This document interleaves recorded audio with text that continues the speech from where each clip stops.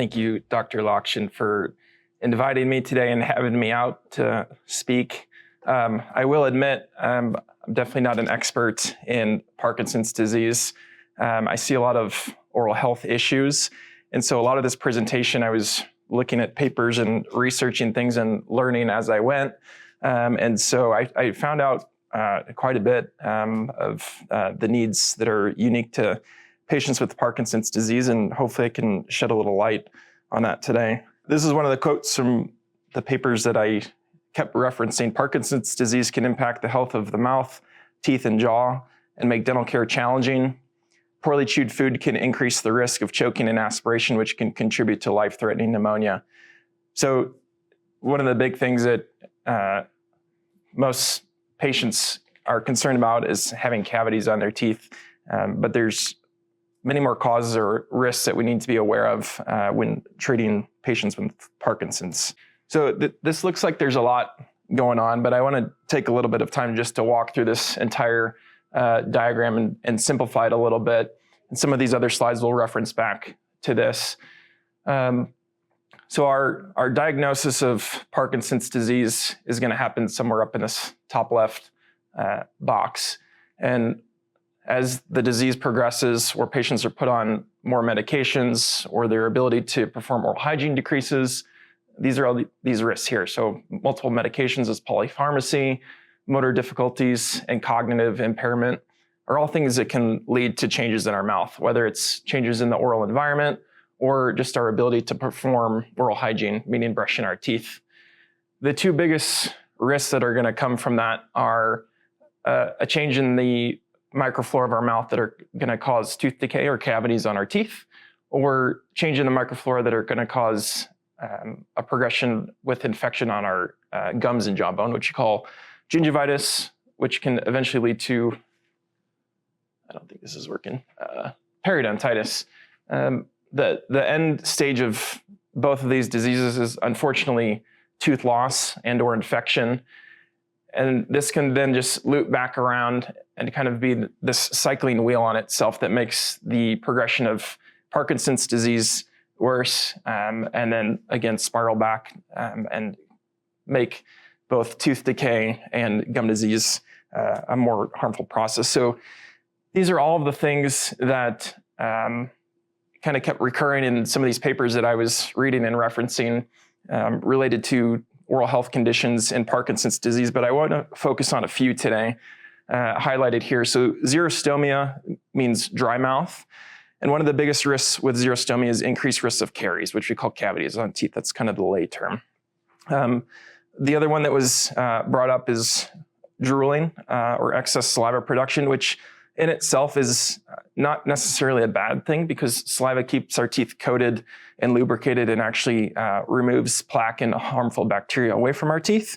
But it can also have a negative side effect too of increasing the risk of periodontal disease. The xerostomia or dry mouth can also lead to burning mouth sensation, which inevitably can make for changes in how we taste food or how we sense food. And so if we think back to that last slide here, with this big cycle or cogwheel of problems, there's a lot of areas where problems can occur. So if you're a caregiver or a patient with Parkinson's, try to think of where in this big cycle of things are we going to intercept and try to stop this problem, this wheel of problems from happening. So in my world, or the world of dentistry, there's two main problems we see that can affect the mouth and teeth. So can we see the top of this slide here?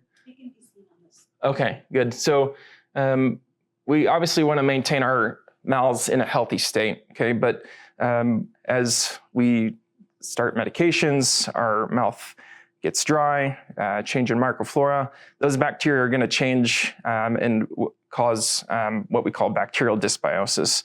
Those harmful bacteria are going to be one of two types, either karyogenic, which are bacteria that cause cavities on teeth, or periogenic, which is a disease affecting the gums and the jawbone.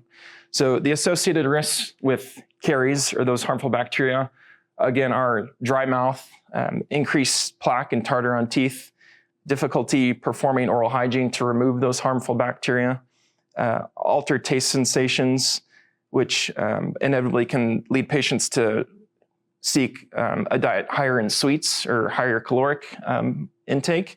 And then infections on teeth typically cause localized infections. On the other hand, periogenic bacteria, again, one of the associated risks is excess saliva or drooling, again, increased plaque and tartar on teeth that's not cleaned effectively, difficulty with oral hygiene, the spread of infection from the gums and the jawbone systemically, through our bloodstream into other organs, and then mobile teeth and eventual loss of teeth. So I want to just break down some of these risks by cause, consequence, and then what we can do, or as a dental provider, how we can step in and maybe make a difference for these patients. So xerostomia, one of the big causes is drug-induced. So the side effect of multiple medications, unfortunately, is dry mouth. It's not just Parkinson's medications or it's really any anticholinergic drug. Botox is something that I'll loop back around later. The question came up of how do we treat hypersalivation? One of the treatments is Botox, but unfortunately, if we're giving too much, we can inadvertently reduce the amount of saliva production in our patients.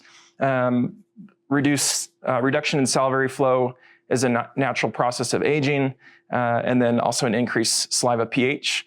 Again, the consequences of these things are going to change the normal healthy bacteria in our mouth to a more cariogenic or cavity-causing bacteria. There's increased risk for oral disease and infections. One of the other side effects of dry mouth is unfortunately burning mouth sensation, which can make chewing food difficult. And then, like I mentioned before, altered taste, and that can lead to craving sweeter foods. So some of the things that we can do to intervene for these patients are use lubricating gels, sprays, or lozenges, make sure we have water around to take frequent sips.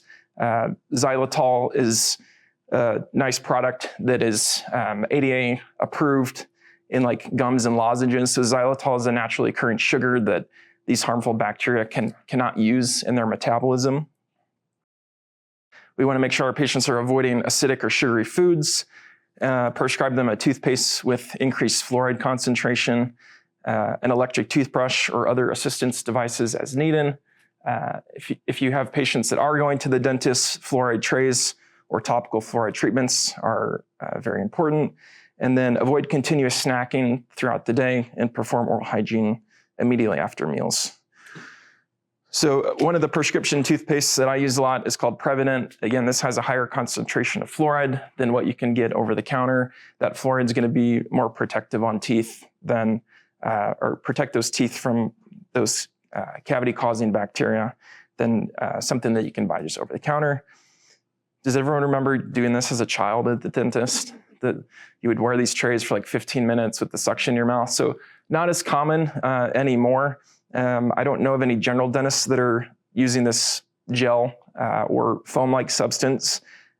What's more common is this topical fluoride that your dentist will paint on your teeth. If you are an oral health care provider and you have if you are a provider for a patient with Parkinson's and you're taking them to the dentist, one of the conversations that I recommend having is see if you can take some of these home. This doesn't necessarily have to be applied by a dentist assistants applying this at the dental office. But in between those appointments with the dentist, if you can apply this to your loved one's teeth, it's going to be that much more helpful maintaining their oral hygiene. A newer product that's used a lot in pediatric dentistry is called silver diamine fluoride. I will be the first to admit that dentistry can become expensive, especially for patients who are on Medicare, Medicaid. And so one of the pros of this silver diamine fluoride treatment is that it can arrest cavities pretty quickly. So it's not like doing a filling on the teeth. So those harmful bacteria are eating away at the tooth, producing acid. if this SDF treatment is applied, it will halt the process in its step. This does have to be done by a dentist, so it's not something you can do at home. Unfortunately, one of the negative consequences of this is that it stains the teeth black. So not good to use on front teeth unless it's a kid. Those teeth are going to fall out soon. More recommended for back teeth where the visual aspect is not as important. One of the things to be aware of is that if you're using a mouth rinse, make sure it does not have alcohol in it. So Listerine is going to be that one we want to avoid. What happens when alcohol evaporates? And it dries things out. So we don't want to be putting alcohol into our mouths of patients who already potentially have dry mouth, and then it's evaporating and making their oral mucosa that much drier. So these are 3 options on the left are ones that I recommend as alternatives: Smart Mouth, Act, and Cloisis. Smart Mouth you can actually buy on Amazon. Act is over the counter as well. Cloisis you should be able to buy at drugstores, CVS, Walmart, Walgreens, shops like that. So the next problem that patients may face is drooling. Again, with this, one of the bigger risks is increased severity and prevalence of periodontal disease. This is one of the more, or one of the diseases I help maintain and help patients treat. So again, one of the big causes is just plaque and bacteria in and around the gums and the teeth. Risk factors include smoking, diabetes, genetics, osteoporosis, being on SSRI medications, and aging. So it can be a perfect storm of all these things. It can be one or the other. But if you're taking your loved one or patient to the dentist, periodontal disease is something that needs to be screened for. Unfortunately, what happens as this disease progresses is loose or mobile teeth. There can be pain when chewing. This can lead to localized abscesses, systemic infection when that bacteria spreads, such as pneumonia, cardiovascular disease. There can be a pretty bad interplay with diabetes and the control of diabetes when periodontal disease is out of control, systemic inflammation and pneumonia. And then what we want to prevent is the eventual loss of teeth. So the way we manage this is with adequate hygiene, including flossing or water pick. And I have a slide here that kind of goes through some oral hygiene products that may be more beneficial to our patients with Parkinson's. The use of an electric toothbrush, regular dental cleanings every 3 or 4 months. And we want to make sure if our patients do have any partial dentures or full dentures, that those are proper fitting. So the left 4 images here are saliva substitutes that are going to help lubricate our mouth. So these are more important for patients suffering from dry mouth. I think one of the questions that we got was how to perform oral hygiene in patients with tremors or dyskinesia. So I've actually not seen these 2 used. I have no reported feedback from anyone. Both of them are available online or Amazon, so you don't necessarily have to buy these products from a dentist's office. But how this works is you have a battery-powered pack, and this tray fits in your mouth like a retainer and surrounds all surfaces of your top teeth and bottom teeth. So rather than there being any need for human input to scrub, this vibrates and removes plaque for you. So if your patient is able to just hold a tray in their mouth, this may be a good alternative to a toothbrush or a water pick. These are some other products that I came across while kind of researching for this presentation. This is a toothbrush and water pick all in one. So there's a water reservoir down here, a vibrating toothbrush head, and a rather large handle to grasp. This is a water pick that actually hooks into your shower. So I will admit I brush my teeth in the shower. There's nothing wrong with it. If part of your routine includes helping your patients in the shower, this may be something that you want to look into as far as incorporating oral hygiene into that process as well. I think this is burning mouth syndrome. I can't see it on my screen. Yeah. So again, burning mouth syndrome, a lot of causes. It can be a nutritional deficiency related to medication, related to denture wear or dry mouth. But in addition to just making patients more at risk for cavities, This can also open them up to opportunistic infections or autoimmune conditions. So the consequences of this is that it can alter how we taste, speak, decreased desire to eat, and potential weight loss or impairment with chewing. There are probably some other healthcare providers that need to step in other than just a dentist in order to manage this, but that includes making sure our patients have adequate nutrition, using some of those products for saliva substitution, like I mentioned on the previous slide, making sure dentures or partial dentures are proper fitting, and making sure that how our patients take care of those dentures, meaning taking them out at night, rinsing them, cleaning them, is all done appropriately. So this is a picture on the top of someone that wears a partial denture. It's removed in this picture. And on the bottom, this is a patient who wears a full upper denture. Obviously, it's removed in this picture. A lot of times, either care providers, if you're not a dentist, are unfamiliar with what is actually going on here, but this isn't just irritation from the denture rubbing. This is actually a candida infection. And so this is one of the things that can happen if our denture is worn too long or we're not taking it out at night, is that we have this moist environment where these opportunistic infections pop up. So the way that we treat this is with topical antifungals and making sure our patients are aware that they need to take their dentures out and clean them.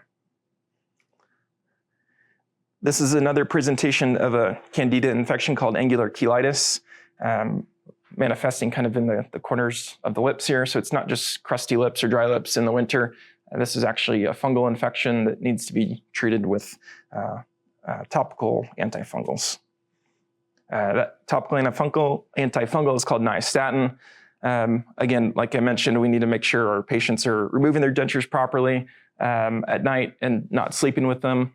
If our patients are severely immunosuppressed or diabetic, systemic antifungals may be something that we use to treat this, and then making sure our patients are seeing a dentist regularly to adjust dentures and partial dentures as needed. I think this is smell and taste alteration. Again, kind of related back to the dry mouth, a big cause is medication and age. I'm just speaking from personal experience. My grandma can't taste anything nowadays, and every time I go over to her place, she's got a basket full of sweets because that's the only thing that she can enjoy and taste nowadays because of just her age, and she's lost taste buds and the ability to enjoy certain foods and certain tastes. So like I said, as we lose that sensation for taste and smell, potentially we crave sweeter things, or we don't eat things that are of proper nutrition, and just general disinterest. There can be weight loss or gain depending on our diet, and just a nutritional deficiency. As a dentist, I don't do much with retraining taste or smell. But has anyone ever heard of this kit, olfactory training kit? I saw these pop up a lot post-COVID. I don't know if it was just a marketing ploy to get people to buy something. I don't know if they work, but it is a product out there that's supposed to help retrain the sensation of smell if that's something that our patients are struggling with. So this is a big one, I think, difficulty performing proper oral hygiene. The biggest cause for this is just loss of motor function and tremors and dyskinesia. Cognitive impairment, if you remember back to that big chart of things, can also contribute to this. The consequences of this are increased risk of caries and periodontal disease, as we discussed before. Plaque biofilm or tartar can accumulate on prosthetics and may lead to other oral infections as well. Taking your patient or loved one into the dentist regularly is the best way to combat this problem. I will go over some products here, but use of an electric toothbrush is something that I recommend for anyone. Large handle toothbrushes with a small head were things that were commonly reported as favorable tools in some of these papers that I was going through. Again, fluoridated toothpaste, making sure our prosthetics, partial dentures, full dentures are properly fitting, and then any dietary advice to avoid caries foods or high sugary drinks. So this next slide is just a bunch of pictures of different products. I think these were all available to buy online and or Amazon. So examples of toothbrushes with a larger handle that make gripping a little bit easier. This is one specifically called a flex brush, which I thought was interesting because they can modify it to either be left or right-handed. This is a toothbrush head similar to that full arch one that I showed you that has brushes that will clean the top, the inside, and the outside of a tooth with a single stroke. So instead of moving your toothbrush in and out, this kind of simplifies the movements you need to make with your hand. This is a different type of holster for a toothbrush. So rather than relying on fine motor skills to pinch your toothbrush between your fingers, this makes it so that you can manipulate your toothbrush just with the movement of the palm of your hand or wrist. Again, example of a wide handle. One of the other things we need to make sure is that we can dispense toothpaste onto a brush easy. This is an example of an automatic toothpaste dispenser. So instead of trying to unscrew and screw on caps, again, if you can get your toothpaste into this particular contraption, then it's automated as if you can get the toothbrush head into that opening. And then this is the last one I saw. It's actually custom moldable to a person's hand. So I guess this green putty, you mix it together and wrap around the toothbrush handle. You have your patient hold on to it, and then the putty forms or solidifies over time so that it's custom molded to the patient's hand. What does this say? Sialria? Excellent. Yeah. So one of the last ones here, sialria or drooling. I think this was a question that also came up. So one of the things I want to notate on this is that we need to make sure we have the proper diagnosis for why there's drooling occurring. One of the things that I commonly saw is that it may not necessarily be a problem with producing excess saliva, but more so of a problem of our patient's inability to swallow. They lose the kind of control or function of those swallowing muscles. And so if that's the case, a dentist is not going to do much about that. But the patient probably needs to see a speech language pathologist to help them maybe learn how to retrain those muscles to swallow or to purse their lips together. If the cause is actually excess saliva production, one of the treatments is Botox injections into the saliva glands. This is not something that I personally do. I don't know anyone that does it. I think Dr. Jones is going to talk about some other options for reducing excess saliva production though, so I'll let him touch on that. Obviously some social stigmas with this, damp clothes, and then excess saliva production can lead to some of those opportunistic infections, especially the angular colitis, those infections at the corners of our mouth. Poorly fitting dentures and partial dentures, thank you. So if things are moving around in our mouth and knocking against our gums, there is jawbone under there. Unfortunately, that can lead to atrophy of bone over time. It can put undue stress or force on the other teeth that the partial denture rests on, and it can lead to increase in tremors if our teeth aren't coming together properly. This can lead to sore spots, ulcers on the gums, again, more opportunistic infections, and excess wear on supporting teeth. So again, going to your dentist regularly if you wear a partial denture or full denture for checkups and adjustments as needed. Removing your denture or partial denture for 6 to 8 hours each night to let your tissue kind of rest and reheal. Cleaning your dentures after meals and especially before going to bed. And then I put an asterisk by dental implants. This is a conversation that needs to be had with a dental professional. If you do have looser fitting dentures where your prosthetics are not functioning for you, there's ways that we can anchor them in very simply and in a cost-effective way to make sure they're not rattling around as much. Still requires proper maintenance and hygiene, so it's not something that's screwed in or fixed in. The dentures still need to be removed from time to time, but this can help with how those false teeth help our patients function. So this is what I want to follow up with. We have our patient here in the middle. My role, or any dentist role and the dental hygienist role, is one small step in this big list of healthcare providers.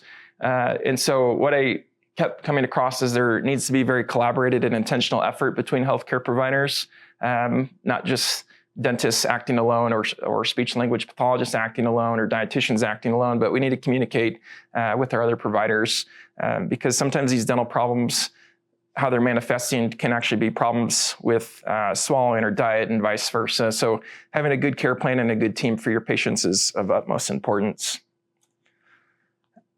Just to wrap up here, the biggest thing and takeaway is prevention. If there is a diagnosis of Parkinson's, get established very early with a healthcare provider and make sure you have a care plan set forth. We need to make sure we're addressing not only what we diagnose from the doctor's standpoint, but also what our patients are reporting back to us as their biggest problems.